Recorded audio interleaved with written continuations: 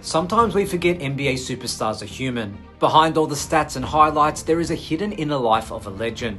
In this case, we all know his name, Kareem Abdul-Jabbar. 6 championships, 6 MVPs, the all-time leading scorer for decades.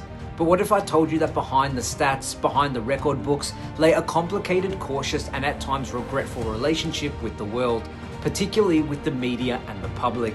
While Kareem's story is celebrated for its excellence, it's also about the cost of silence, the power of vulnerability, and what it means to truly connect, both as athletes and as human beings. Kareem Abdul-Jabbar wasn't just a basketball machine, he was an enigma. Dominant off the court, yes, but off it, remote, guarded, and noticeably distant. That mystique stemmed not from disdain, but from a deeply ingrained caution. He was influenced early in his career during his legendary UCLA days under coach John Wooden to keep the media at arm's length. Wooden's philosophy was simple: humility over hype, structure over spectacle, silence over scandal. And the message was clear: media attention was not your friend, it was a distraction. It wasn't trust, it was to be avoided. For Kareem, then Lou Alcindor, that message stuck like glue. As he transitioned into the NBA, that distrust hardened into habit, into art. It made me suspicious and cautious with the media, he later admitted. I wasn't very keen on sharing too much with the press because sometimes I felt that they were out to make me look bad. So I was very cautious. I was too cautious. And therein lay the paradox: a brilliant mind, a sensitive thinker, yet often unseen, unheard by design. The result, a quiet legacy, one defined more by absence than engagement. Now let's dig a little deeper. Why would a supremely talented athlete choose silence?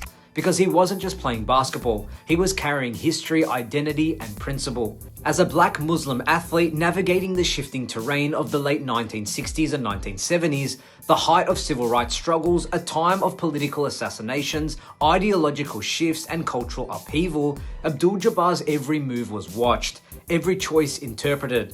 He changed his name from Lou Alcindor to Kareem Abdul-Jabbar shortly after being drafted by the Milwaukee Bucks. It wasn't a gimmick, it was a deeply personal choice. But for many media members and outlets, it was unfamiliar, even uncomfortable. The optics of it, before the nuance, became a flashpoint.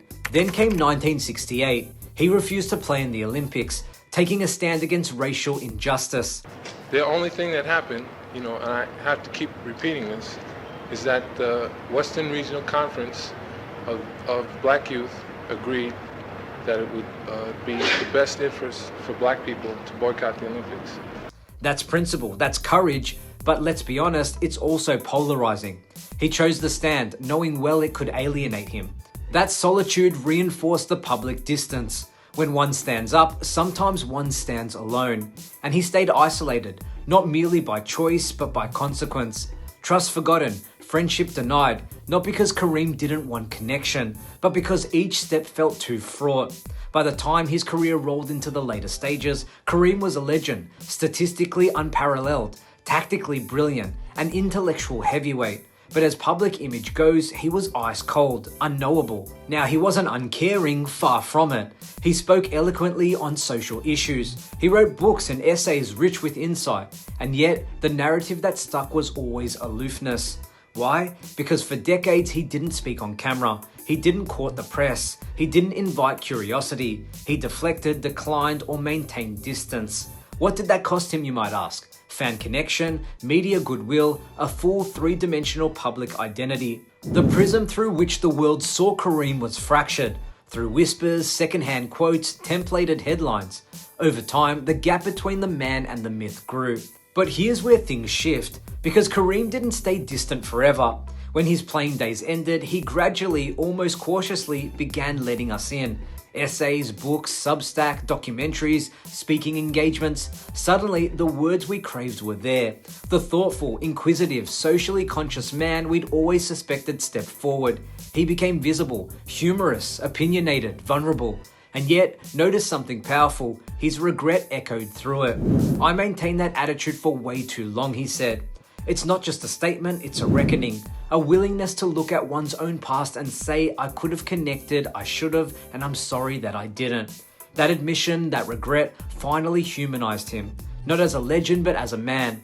And here's the thing, today is different. Not just in how the media works, but how athletes engaged. Player-first branding, self-managed social media, podcasts, Instagram, TikTok, media deals. Modern athletes are expected not just to compete, but to curate, communicate, connect, campaign.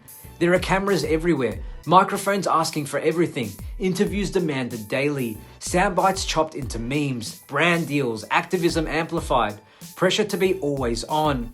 In that world, Kareem's early approach, stoic, restrained, distant, looks almost alien. But he was ahead of the curve in that way too. He held on to principle that media and fame are not your friend. And he didn't chase attention, he refused it. Yet ultimately, it cost him presence. It cost him narrative ownership. Today's athletes don't get that choice. They must show up, curate platforms, shape their voice. Kareem regrets not doing that, but one wonders, what might he think of today's hyper-visibility? That brings us to the broader reflection I want us to chew on. It's very difficult for athletes to be themselves throughout their careers. Every move is scrutinized, every word dissected. It's unfair and unjust. Often that creates a divide between players and the media. Think about it, your identity put on a public stage. Every gesture turned into a headline, every nuance, every slip misconstructed. How do you express joy without being celebratory? How do you express pain without being angry? How do you assert principle without being political? Kareem understood that deeply. He knew each public act could be misread, so he withdrew, preserving himself, but at the expense of connection. That tragic irony resonates because the cost of distance is huge. Fans starved of that human connection, media starved of insight, players starved of trust, and the cycle perpetuates. Here's something else remarkable. Kareem's lingering reflection isn't just about words, it's about presence. Even in competition, there is something beautiful about respecting your peers and letting them know while you're still there sharing the floor together, he said. Imagine that. Competition, but layered with humanity. Not post-game color commentary only, but small acts during the game that say, we are more than opponents, we are human beings. Kareem got there later, yes, but how much richer would it have been for teammates, rivals, fans, for that mutual respect to ripple across the court during his playing days? Think of retirement letters that athletes write, like Kareem's peers often do, reflecting regret at how consumed they were, how along the way they missed the personal connection, with teammates, with opponents, with themselves.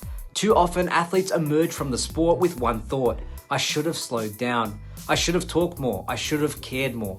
And they don't mean about stats, they mean about relationships. There's beauty in those relationships, there's value. Connection humanizes sport. So let's tie this all together. Principled restraint. Kareem stood for principle. That's admirable. But that restraint became isolation. That's the learning edge. The cost of silence. By holding back, however thoughtfully, you give up the narrative. You give up the connection. Silence isn't always safety. It can be distant. The power of vulnerability. It took time, but Kareem discovered the power of vulnerability. His regret, his humanity, his intelligence. That's where the connection lived. The shifting landscape. Today's athletes don't get that withdrawal. The world expects them to show up visibly. Kareem's story reminds us that being seen and being understood takes work, courage, and authenticity. The human in competition, at the end of the day, sport isn't just about numbers, it's about people. Kareem reminds us, imagine competition, yes, but also compassion while you're doing it. So here's what I want to leave you with. Kareem Abdul-Jabbar's career was a masterpiece, even with the parts hidden. But the later turn towards openness, regret, connection, that human arc, is what makes the story timeless. Because beyond the stats, beyond the titles, beyond the records, what endures is the journey from silence to empathy, from distance to dialogue. And that's beautiful. So what do you guys think? Does Kareem's story resonate with you, either as an athlete, a creator, or simply as a human caught in a high-pressure role? Have you ever held back out of caution and later regretted it? Drop your thoughts in the comments, let's make this a conversation. If you like this video, give it a like, share with someone who appreciates deeper stories, and consider subscribing if you haven't already. Thanks for spending time with us today. My name is Damian Peters, this is Basketball Network, and we'll see you in the next one.